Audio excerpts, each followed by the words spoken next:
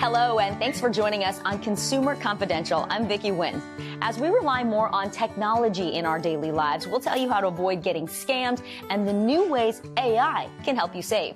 But first, the new school year is upon us, and we're going to help you shop smart and save more, from school supplies to college expenses. If you're having sticker shock shopping for school, you are not alone. With inflation raising prices, many families are being forced to skimp on school essentials. NBC's Sam Brock has the latest.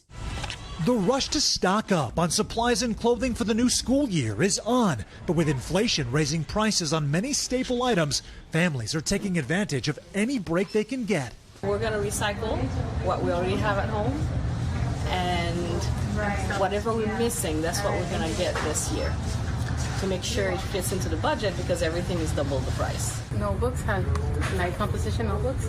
They used to be like 25 cents, 50 cents, and now they're like $1.50.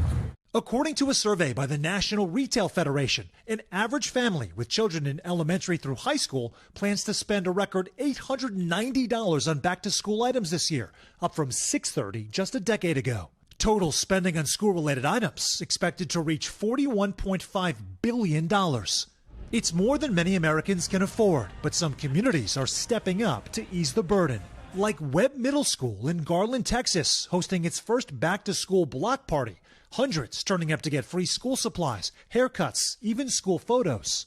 Parents sometimes, we're having to choose between a lunchbox and school supplies or haircuts. What are we going to do? And so the idea of this was to be able to do it all. Some families looking to do it all are shopping secondhand to cut down on expenses. Here's how you can buy in the resale market and maximize your savings. Okay, so let's talk about clothes and shoes. Okay, Savannah, here is where I want you to first, before you spend a single dollar, you're going to go around your house and see what have your kids outgrown, what are some items you may have. Take those items, especially the ones that are in season, to your local thrift store. There are Plato's Closet, Goodwill, Salvation Army. There's one called Crossroads. They will buy your items and give you cash, or sometimes you get more value if you accept a store credit. Nowadays, you can also shop online. I love this. eBay, ThredUp, Poshmark, Mercari. These are all websites where you can even search by brand for things that your kids might want as they get a little older, and they might have specific ideas about what they want for back to school clothes or shoes. This is the time of year. They're going to have denim, lunchboxes, backpacks. But the thing about shopping secondhand, you should inspect those items carefully. You're looking at stitching, you're looking at zippers. What about online? That's tough. I know it can be, but don't be shy about asking questions to the seller. Could you send me a picture of the bottom of those shoes? Because if they're a legitimate seller, they're going to be happy to accommodate you, and that is the way that you can figure it out if you're online. Finally, when you get those items home, pop them in the washing machine. Shoes, backpacks, lunchboxes can all be washed. If it's a leather item, you just want to wipe it down. Yeah, okay. Carson says do it twice. Okay, here's how it's cool. All right, let's move to electronics. These things can be really pricey. Computers, calculators, phones, all the rest. How do you get a good deal on this? Yeah, Hoda, when you talk about that $890, a big part of it is electronics. Buying secondhand can be a great way to take a chunk out of that and help you save. Think about these very reputable sellers these days, Back Market, Swappa, and also Best Buy, Amazon, Apple. They also sell refurbished open box items. The key is you want to read the fine print on the warranties and the refund period. Also, check your credit card. Nobody ever does this, but sometimes credit cards have an extra benefit where they'll cover secondhand electronics if something breaks down and you've purchased it. When you get that item home, do a factory reset. You can do an internet search for that device and figure out how to just wipe it clean. Because that takes care of any potential malware that might have been on that. And anything crazy that might have been on it before. Weird. You also want to request something called the IMEI number. That's the International Mobile Equipment Identity Number. It's 15 digits.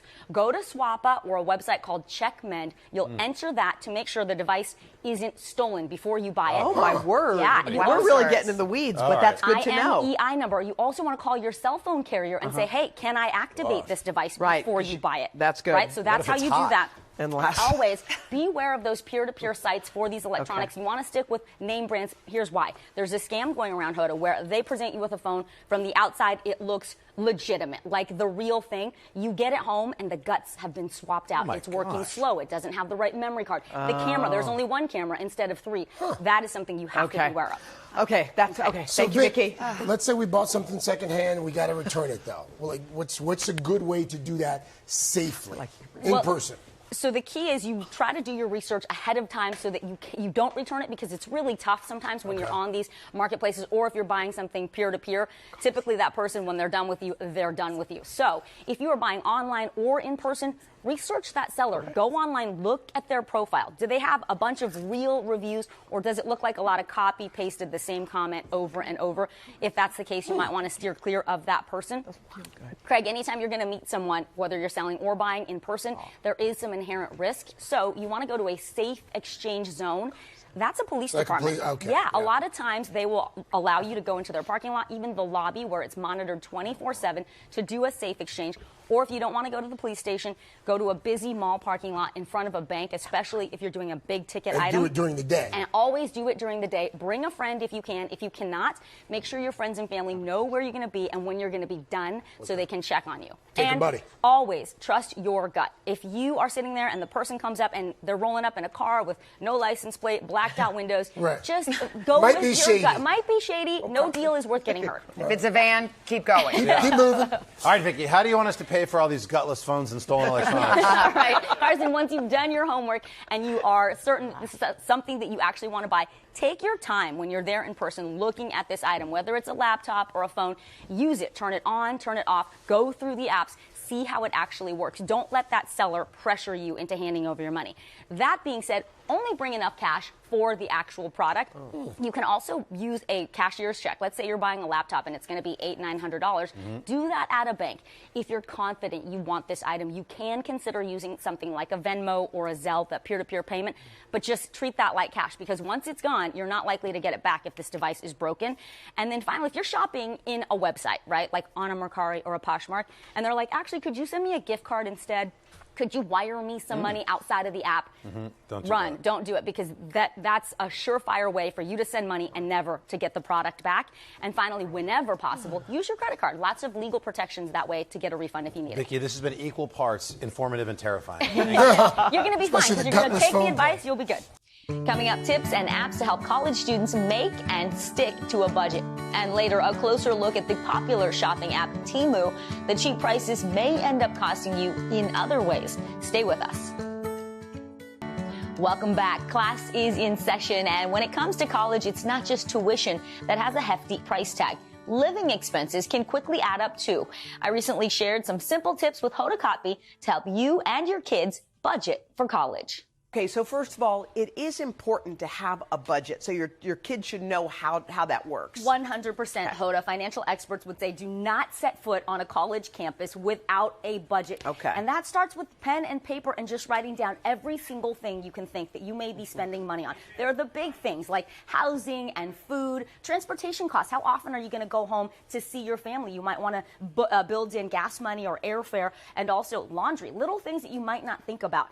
The other thing that's going to help you with that is apps, right? Like there's one called Mint. A lot of people are familiar with Mint. It will help you look at your bank account and look at the items that you need to spend money on. Another one you may not have heard of, it's called YNAB, and it stands for You Need a Budget. The cool thing about wait, that's perfect. You need a budget, easy. right? Yeah. It follows this zero-based budgeting program where you're basically giving every single dollar in your bank account a job. This goes towards takeout. Yep. This goes towards my savings. And the first year is free for college students. All right, let's talk about essentials, because there are things every college student needs. Books, computers, the works. Hoda, just a couple days ago, we talked about this. It's just like buying a car. If you buy a used electronics, a laptop, a computer, a phone, it is actually going to be a lot more beneficial to you and a lot more budget-friendly. There are the sites you've heard of. eBay is one. Swappa, Back Market, Best Buy, Amazon. Big retailers often have refurbished items. And don't forget about trading in the computer that you have already, or the iPad or the phone.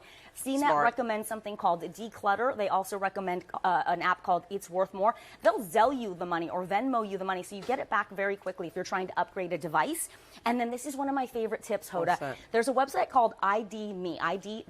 They offer discounts for all kinds of people, our military, our first responders, doctors and nurses, but students. Your .edu or your student ID is a gateway to a lot of savings. So you punch that information in, and you'll find the savings available to you right there? Exactly. I checked. They had deals from Samsung, from Bose, on clothing, on food, ID. This is very important. Housing. Usually you think first year I'm in the dorms, but then what? So what's your suggestion? Right. Well, typically it is cheaper to live off campus, but for many first-year students, campus, it's colleges want you on campus. It's not even a choice. Yeah. They require you to live on campus because it's safer. It's a safer transition, a little bit more controlled environment. But let's say you are going to get to live off campus. When you start planning for that, don't forget, you're now on the hook for your water, your trash, your electricity, your cable, your all food. of those bills, your food, your groceries. The good thing is you can split bills with roommates. That's a great way to save on some of those things. All right, but what if I think meal plans are important because the colleges offer them, but kids don't eat all the meals. Exactly. U.S. News and World Reports says that on average, a college meal plan costs somewhere around $500 a month for the academic year. Now, it can go a lot higher. I would say this. Ask yourself, what kind of student am I? Yeah. Do I wake up every single day and am I planning to have breakfast, lunch, and dinner and stay on campus for weekends? Then get the deluxe meal plan. But if you're like, I kind of sleep in, I'm not really a breakfast person, I'm going to be going home to hang out with my family, then get the small plan. You can always add on. I didn't know you could customize, so you can. You can generally. Usually it's pretty flexible and it's easier to add on than to get rid of at the end of the year. This is one of my favorite hacks. There's a website called Budget Bites, and they teach you how to use things like a coffee maker to make boiled eggs in your dorm room. 2 words for you, Hoda. Convection microwave. Wait, what? Apparently, that's the device that you should have I in don't your even know dorm what that room. is. Exactly. Look it up. So it's like a convection oven and a microwave in one thing? Yeah, it's like an air fryer and a microwave. Okay, you can make all kinds of things and save money that way. Does your kid need a credit card? If you are going to treat that credit card like cash and pay it off in full right away. every single month, then the finance experts would say, yes, get a credit card. It'll help you build your credit history, get a financial record of what you're doing, and also choose those reward cards so you can earn cash back, earn miles towards something. And what's cool is every month you get a monthly statement, and it tells you, I'm kind of spending a lot on coffee, or I got a lot of manicures this month. It will give you a picture, a snapshot of how you're spending your money, which teaches you financial responsibility. So good. Hoda. Vicky, brilliant. College 101. Now, a closer look at a shopping app that's taking the country by storm. It's called Teemu. The prices are almost too good to be true.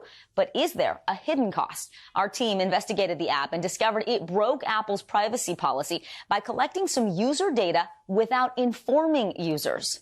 It's the shopping app at the top of the Google Play and Apple app stores, Teemu. It's a new Amazon type service where you get crazy deals on stuff. Getting rave reviews on social media. I got about 12 pieces of makeup for $30-ish. What? I got them on Teemu, baby, for $14. So how does it work? Well, I just downloaded the Teemu app and instantly it's giving me a countdown clock for free shipping. The race is on and it's easy to see why it's so popular. Here's a makeup palette similar to the one made by Urban Decay. That one normally sells for $25 to $50.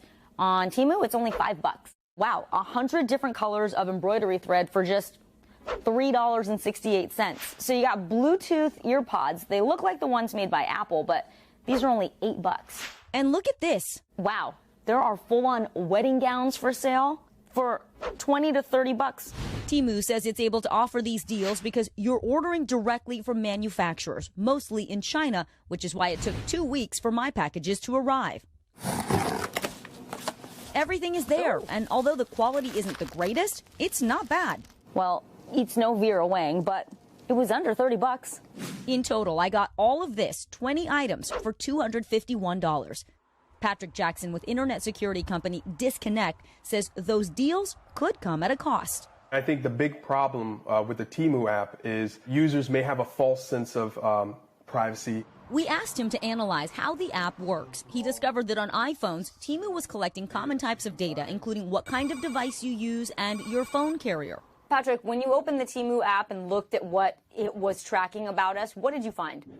So I found it collecting various data points, but the one that concerned me the most was the IP addresses. Think of an IP address as a unique identifier for your computer or phone. Jackson says Teemu was able to track consumers even if they told it not to, and even when they were not using the app. He doesn't know what they were doing with those IP addresses, but they potentially enabled Teemu to link to even more personal information, such as a shopper's browsing and location history, sexual orientation, and political affiliation. We asked Teemu about that, and they didn't respond. In a statement to NBC News, Teemu says, "We are committed to the privacy and security of our users. The information is solely for enhancing our service, and we do not sell it for money. The collection of IP is a common practice in the industry and is fully disclosed and clearly stated in our privacy policy. We comply strictly with App Store rules on user information." But after we shared the results of our investigation, Apple said Teemu was in violation of their app tracking transparency policy, but didn't specify how. They gave Teemu 14 days to fix the app or be removed from the App Store. 9 days after we reached out to Apple, Teemu updated the app, and Jackson says they are no longer collecting IP addresses. They also made significant changes to their Apple privacy disclosure to inform users they are able to link them to more data. The merchandise that they sell is inexpensive to a fault. It's dirt cheap, which customers seem to love. Mark Cohen, a professor at Columbia Business School, says consumers may not have realized that these rock-bottom deals came with a different price tag: their privacy. We are hardwired to look for deals, bargains, cheap things. It gets our attention. He says users should be aware what they're trading when shopping online. We asked Apple if the company was aware of the Teemu policy violations before we reached out, but both Teemu and Apple have not responded to repeated requests for comment since that app update. Jackson also said that he was not able to analyze the Android version of the Teemu app. We reached out to Google. A spokesperson there said they take privacy seriously, but wouldn't tell us if the Teemu Google app has violated their policies. Up next, the latest tech scams on the rise and what you need to know to avoid pitfalls. Plus, find out how AI can help you score big travel deals. All that when we come back. We're back here on Consumer Confidential with the latest warnings on tech scams. Last year, more than 800,000 scams were reported to the FBI, and there's a good chance you or someone you know has been targeted at some point. But don't worry, NBC's tech correspondent Jacob Ward recently visited the Third Hour and broke down the best ways to protect your online privacy. So let's just start, Jake, with some of the most popular scams that are out there right now. So, right now there are just so many ways that technology is making it easier and easier for scammers to get going. And that has to do, of course, with AI. Voice cloning is a big thing that's happening now. Already, people that I know in my life, I'm sure all of us have had this experience, have had someone call up and pretend to be a long-lost cousin, your grandson, calling from the police station, calling from broken down on the highway, saying, "Please, come and get me, send me some money." That kind of scam is going to get worse and worse. The thing to do is call that person back. Do not go right into just, sending off the money. Instead, you got to call them back at the number you know and check that they're there. You're going to get texts like crazy from carriers and retailers. You're going to get people texting and saying, "Oh, your password's been changed," or "Oh, there's been such thing. Click here." Do not click there. Go around the text and go back to the bank yourself, go back to Facebook yourself, whoever it is, check with them directly. Phishing emails, they're going to get more and more specific. They're going to convince you that, they know specifics about your life, and so they must be legitimate. No, do not click on these links. And in the end, scrutinize the senders. You have to look at the emails themselves, and you're going to see zeros have been swapped out for O's. These kinds of things are a huge part of the scam. It is really important over and over again to just remember they just want information out of you. Do not respond as much as possible. Scamming's become so prevalent. I actually got an email this morning from Amazon warning me about a scam, and I had that verify it was actually Amazon. Turns out it was. This is the thing, is you're just going to get it everywhere. I get multiple a day. It is something that we're all going to have to contend with in the future. So, Jake, if you are like me and have fallen for scams in the past. Let's go, you and me. And so it happens. Sure. What do you do? Well, so the most important thing is to report it right away. You can send, for instance, anything that looks scammy on a text message on to the number 7726. That spells out spam. 7726. 7726, and that will report it to the FTC. And if you do actually lose money, you can call the FBI. They have a whole center about this, the FTC, or your local police department. If you are unhappy enough to have sent a wire transfer to somebody, you can get that reversed. You just got to act quickly, go and do it. And, the thing to really watch out for, I say this to everybody, is gift cards. Whenever someone says to you, "Send me a gift card," the reason they want to do that is it's basically cash once you do it. Stay away from gift cards. over and over again, you'd hear people sort of making that turn where they've given somebody a bank account or they've given somebody an actual gift card. At that point, there's no going back. So really think hard before you proceed down that road. So important. All right, right this way, sir. Come on down, Jake, and give us some rules. What do we need to think about here? Help us remember so we don't end up like Jacob. I know. Or me. I mean, as the NBC technology expert, I have been taken in by these sorts of scams as well. You know, so one big thing is use multi-factor authentication. Basically, any browser, any site that you're going to right now offers you the option not only use a password, but to then be emailed further credentials to get in. Use that. Really important.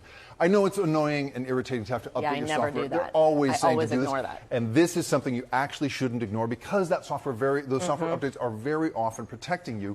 And the most important thing, of course, is think before you click. Don't get into the text messages. Don't get into the links that you are sent. Don't follow the links. That's right.